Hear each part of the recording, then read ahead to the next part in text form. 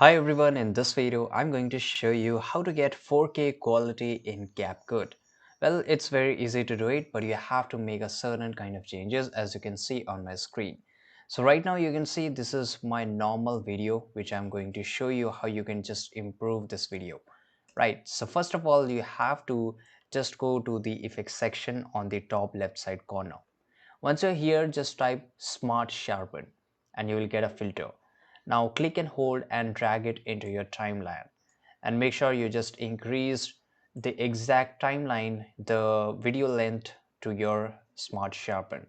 And this is a Smart Sharpen, and once you click on it on the special effects, you will get these changes. So here you can see that the Smart Sharpen is on its 100% potential.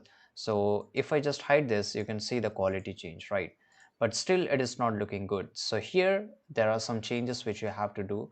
You have to increase the blur to around 3 or 4, and filters you have to reduce as much as you can. This is perfect right now, 17. Range, of course you have to go a little bit down, and this is a sharpen. This is very important. Depending upon your requirement you can just do that, right? So this is it. And here if I just play it out, right, this is with the special effects and this is without special effects, right? So these are the some of the changes, but still it's not looking good, so we'll just reduce this out, right? And then you have to select the clip. So this is the clip right now, and here you have to go to the adjustment section. So this is here you have to do some kind of color grading, so make sure you just follow the exact number. So in the temperature you can, I will just like to go cool side, and the hue I will just go a little bit on pinkish, and saturation you can just increase the saturation, right? So this is the perfect one. And here this is brightness. So for brightness just go around 3 or 5, right, between. Just play this around, and in the contrast I will just increase or decrease depending upon your requirement, right? So here it is, right? So this is perfect. And the highlight you can just go a little bit up, and regarding the shadows I will keep it down, and same goes with the whites, right?